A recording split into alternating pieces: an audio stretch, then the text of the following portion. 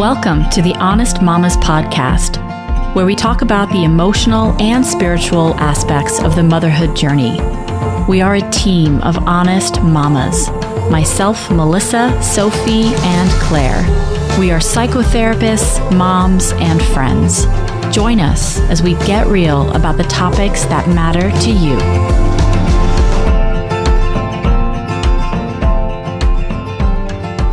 Hello, everyone, and welcome to episode 20 of the Honest Mamas podcast. This is Claire.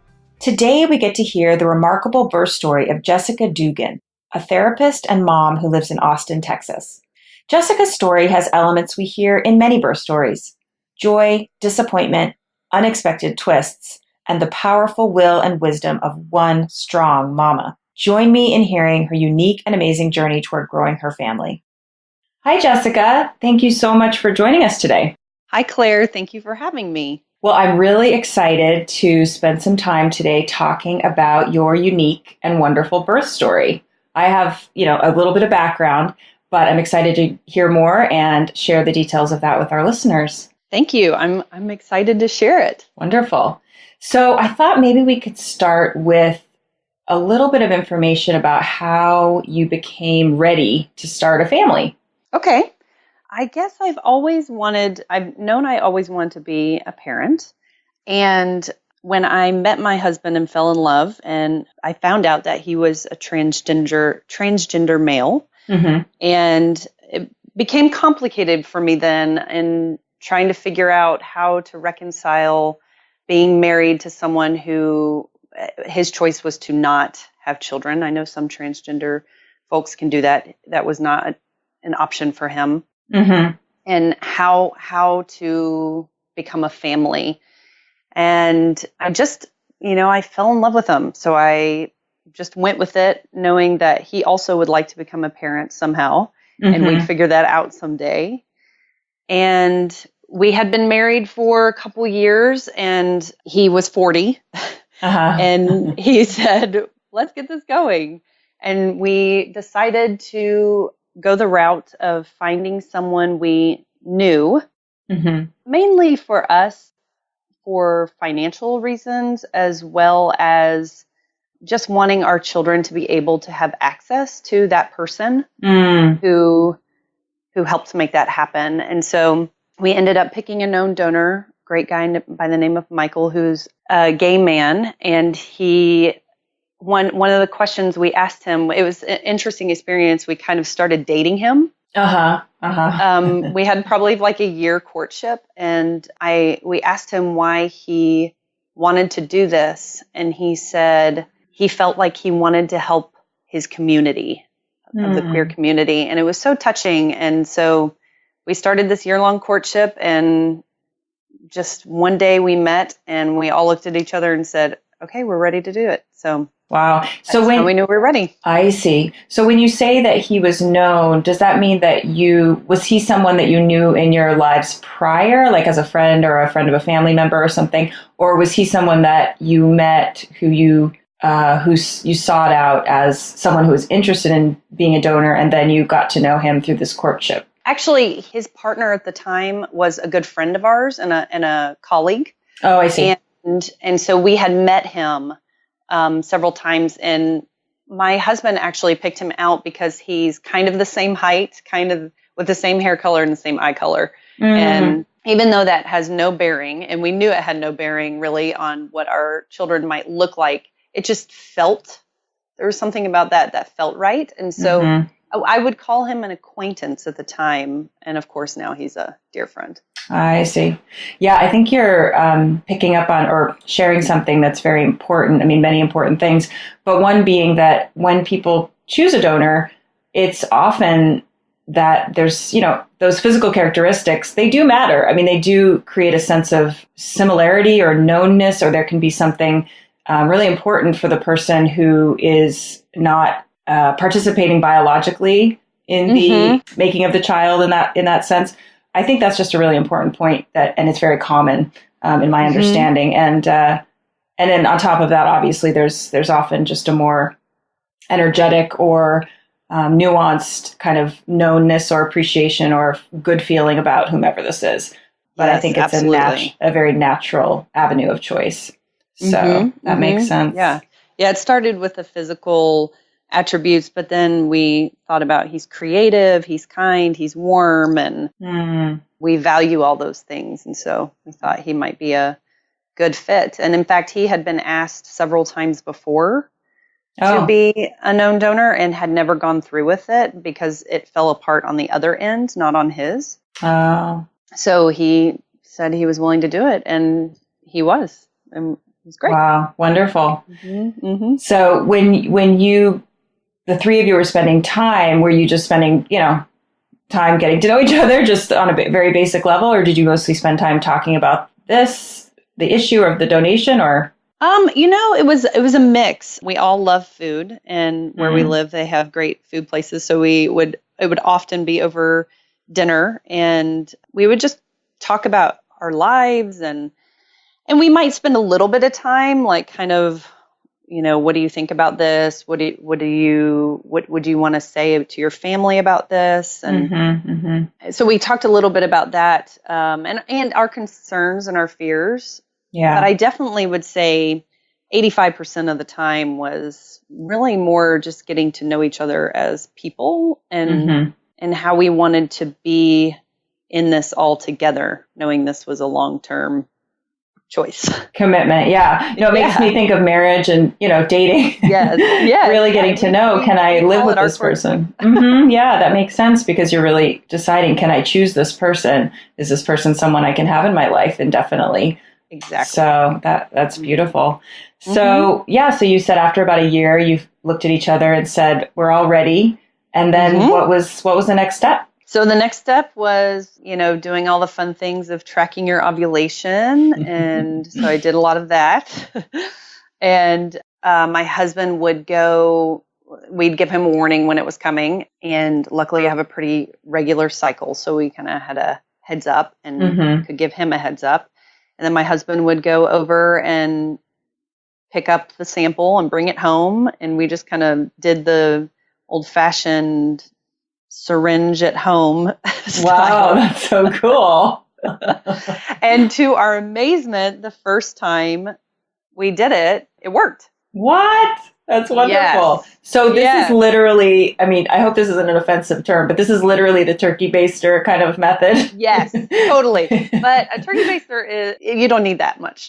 Okay, it's smaller. Yeah. Did you have to get medical grade equipment? I did, yeah. Okay. In fact, I have a friend who also went through this, did the same thing, known donor, and they had purchased medical sterile cups and all that stuff and sterile syringes and had way too many. Okay.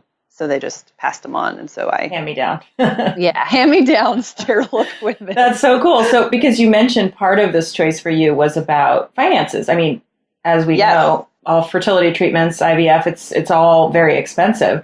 And it's incredible and wonderful that you can do this on your own. And I think that's a wonderful option for people. And I'm so happy it worked out for you guys. Thank you. Thank you. Yeah, it got complicated that first time because it ended up being an ectopic pregnancy. Oh. So there were some complications there, and I was given the wrong medication for the ectopic pregnancy. Oh. And instead of ending the pregnancy, they gave me Depo-Provera, which is an injectable contraceptive. Sorry, as if... Yeah. You mean they literally made an error, like a drug medication error where they just gave you the wrong medicine? Was it properly, did it have the right name on the box or on the... You know what I'm saying? Or did they inject it? How did that medicine actually get into your system? It was it's an injection. So what you need when you have an ectopic pregnancy is a drug called methotrexate, and it is a low-grade chemo, and it ends the pregnancy so that you save your tube. And what they had done is they had run out of it, and they went next door to the other OB's office and got what they thought was methotrexate, but they didn't check the bottle. Oh, and my goodness. They injected me on a Friday, and on Monday I got called back in, and the nurse apologized saying, I gave you the wrong medication. I gave you Depo-Provera, which my body is very sensitive to medications, so I knew this was not good. And people who take Depo-Provera usually get a shot every 3 months, but it can last way longer than that. and I did not ovulate for 9 months. Oh my and goodness. I had a 4.5-month long period. Oh where I my. bled for 4.5 months. Oh my goodness. So I'm so sorry also about the loss of the ectopic pregnancy. That must have been really sad and disappointing on fundamentally. And then to have to go through this next phase of having been given the wrong medicine and not ovulating and having a long period. Wow, that's a lot. Yeah, it was really stressful. And, and I think we felt nervous. Like, is our donor going to change his mind in this 9-month gap? And I ended up getting a new doctor. And yes, good. and they ended up deciding that they wanted to do a sperm count and everything. And so when they did that, they just said, we'll do an IUI.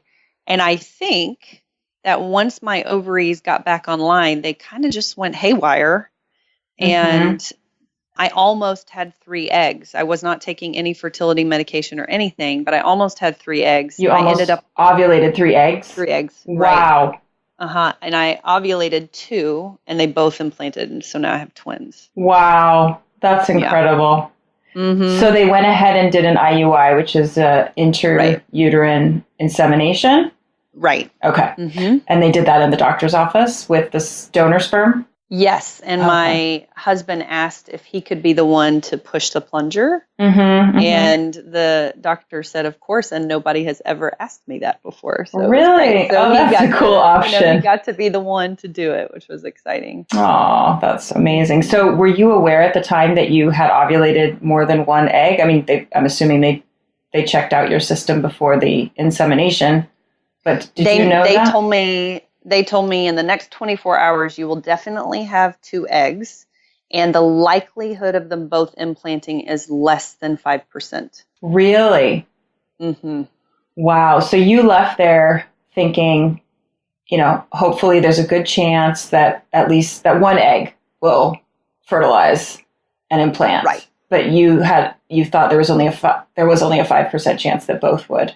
Right. But secretly, without discussing it, both my husband and I thought, of course, we're going to have twins. Oh, really? You just knew there was a part of it. Yeah, I just knew. Yeah. Oh, wow. Something just knew that would be what would happen. Wow. So when you got your positive pregnancy test, you must have been excited. And then how did you confirm that it was twins? They called me in because of the ectopic history. They called me in for really early ultrasound. And we went in, and right before he started, I said, I just want to remind you that I had 2 eggs. And he said, oh, I know, but it's a less than 5% chance. And I said, oh, yeah, okay, I remember. And he started the ultrasound.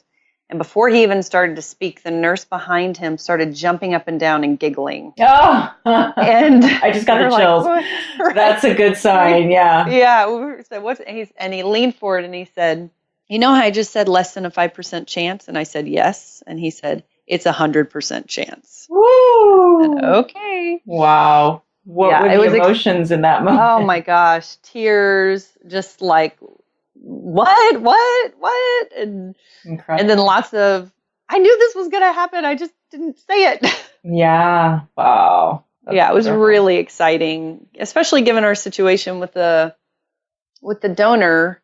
It just was like, we knew we always wanted 2 kids. So, and my husband would joke, I'm getting older. As soon as you feel ready, do you think we could try it again to go ahead and get the second one? And so I like to joke with him and say, how is 24 minutes apart? You're like, I did well. That's incredible. Right. Oh, how wonderful. So then you're pregnant with twins. And what was that like? Well, it was so in that first appointment, the doctor said, okay, we'll schedule your C-section for 37 weeks. And I said, quick detour from the excitement to, wait a minute. I can't have these children vaginally or naturally or any of that. And he gave me all these reasons why he didn't feel like that was a good option. And now I was thrilled to be pregnant with twins, yet also struggling with, I had always wanted to have a home birth, at least one. of my kids to be a home birth. Yeah. And so I was really struggling with, now what do I do about this situation? They're both coming at the same time. This doctor wants me to do a C-section. So we basically interviewed a lot of people, talked to a lot of midwives, and this amazing midwife who's been doing it for 32 years said she would do it for us. And of course that meant lots of eating really well. My husband likes to say that his contribution to growing these children was that he fed me royally.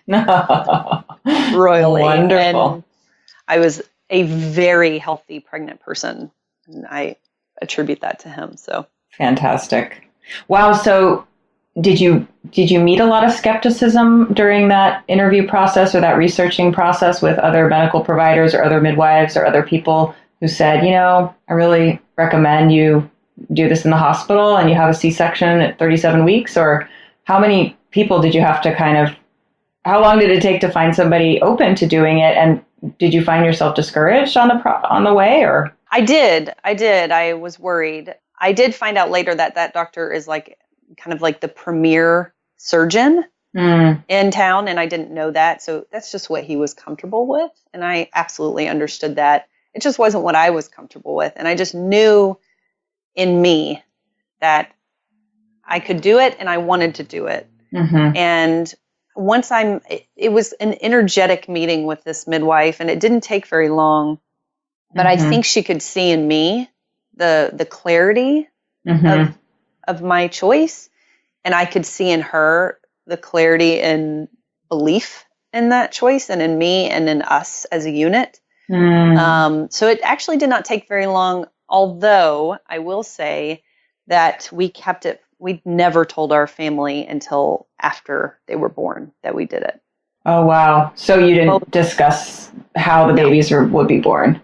No. Did they ask you and you kind of said, yeah, we're figuring that out? Or did it just not come up? Or was that easy to keep to yourselves?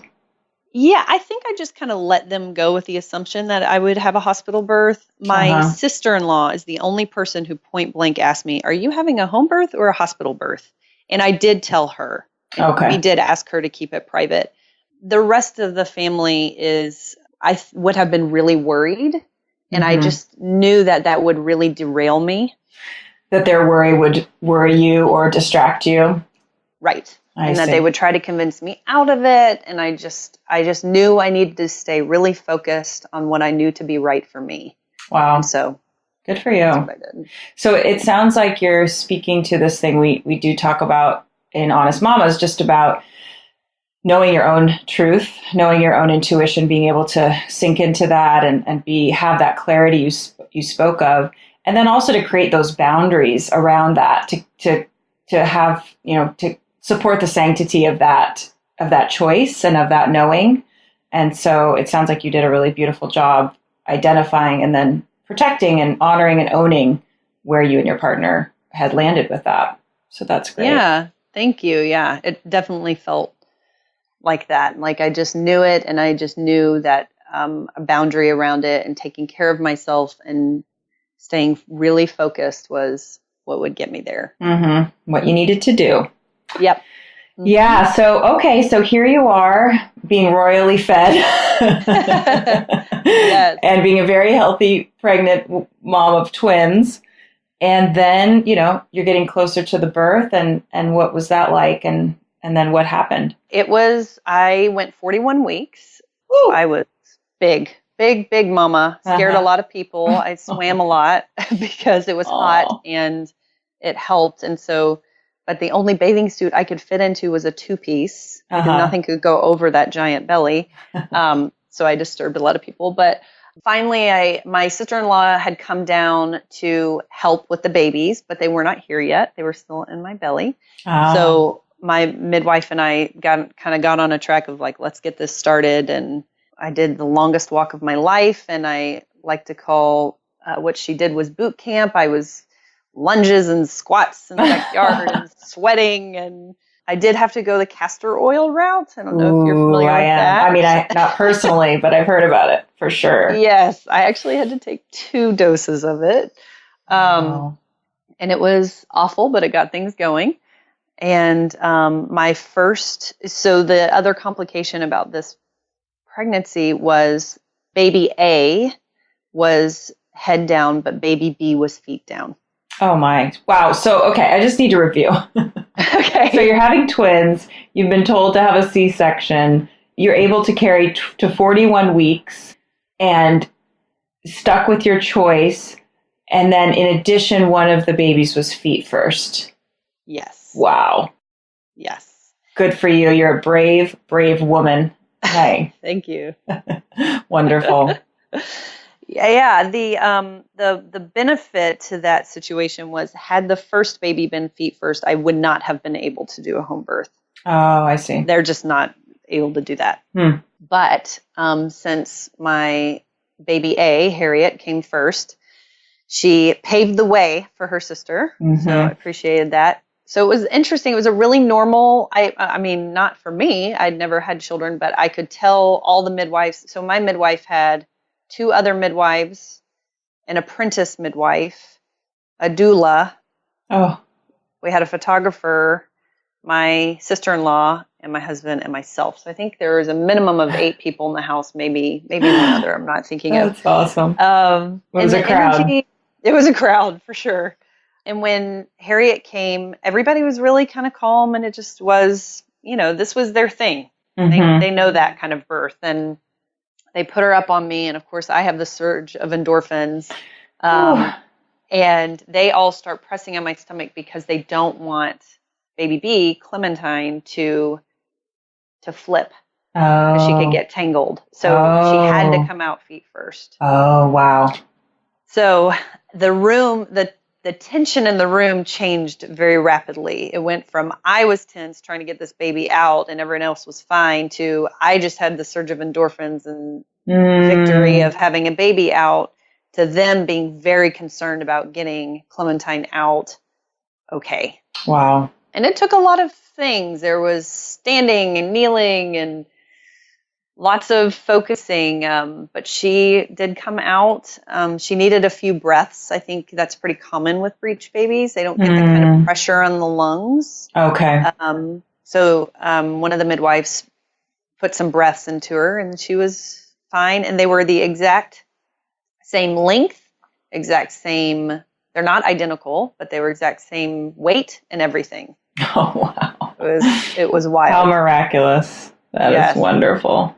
Yeah, it was great. So Clementine gets out safely, thank goodness, and then what? How was that moment? It was great. There was, cuddling and trying to nurse, and I think we were kind of I was a little in hazy land at that time, but I think there was an hour or so of that until we realized that one of the placentas was not coming out. I got one out, and the other one was stuck, and it had fused with my uterine lining. So then it became a real focus on how to try and get that out. I did end up transferring to the hospital. They did a DNC, and I would not change it. I think it worked out just how it needed to. One of the kind of full circle things that happened is while I was in surgery for the DNC, my husband was outside kind of nervously pacing, and he ran into the doctor whose nurse gave me the wrong shot. Oh, you're kidding.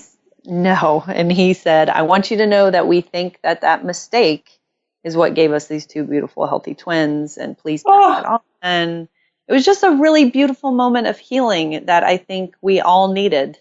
That is, wow. Fantastic. Yeah. How beautiful. What a wonderful, quote, coincidence. Yes. Yeah. It was amazing. And then the hospital treated me like I had given birth there, even though I hadn't. They took great care of me. They had lactation consultants and everything. They just were really, really wonderful. So I couldn't have asked for it to have gone any differently. Wow. What a wonderful story. So you have these babies and you get to go home, and how was becoming a mom? Like, how was the postpartum period for you? It was a huge, huge shift. It was huge. Most people were really excited for us when we found out we were having twins. My brother-in-law was less excited for us. He was more stressed out for us. And I just didn't know how hard it was going to be, and yet how much joy I would feel at the same time. It was the emotional intensity is beyond anything I've ever experienced in my life, nor will I think I ever experience that again.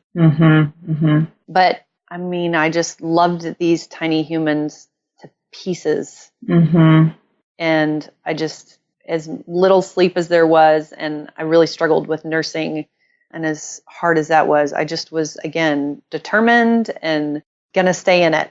Yeah. No, I mean, I think having twins, moms of twins are just some of the strongest people I know. I mean, I've had 2 children separately, and I know that having one was just so incredibly challenging and you said wonderful, of course, in many ways. But so yeah, I can imagine how tough that must have been. So these little ladies, these little girls, Harriet and Clementine, how old are they now? They are 3. They just started preschool for the first time, and they're in big kid beds. I mean, it's a whole new world. Amazing. It is a whole new world. Wow. So much fun. I'm sure this is a fun and exciting time watching them get some independence and getting a little bit of your own independence back in certain ways. So yes. Yeah. How wonderful. Well, Jessica, thank you so much for sharing your unique, interesting, fascinating, compelling story. I hope that a lot of women get to hear your story and learn about all the different ways families can happen. Yeah, I think that's really important that, our donor still comes over and sees them, and they know him as uncle. And I just think, I just want people to know that it can be done. Yeah. If you're determined, just like you were. If you're determined. Yeah. Creative, determined. Okay. Yeah. Yeah, it is all okay. That's wonderful. Well, thank you again. And it was great talking to you. Thank you so much. Okay. Bye-bye. Bye-bye.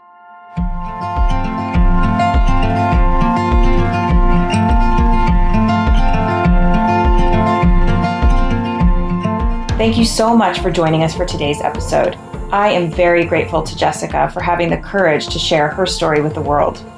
We hope you've learned that families come to be in many ways, and that you too can listen to your inner wisdom despite how the people around you perceive your circumstances. If you'd like to contact Jessica, you can find her information on her website, www.duganpsychotherapy.com. That's Dugan, D-U-G-A-N. To get our show notes, sign up for our e-course, or get more information, go to www.honestmamas.com/episode 20.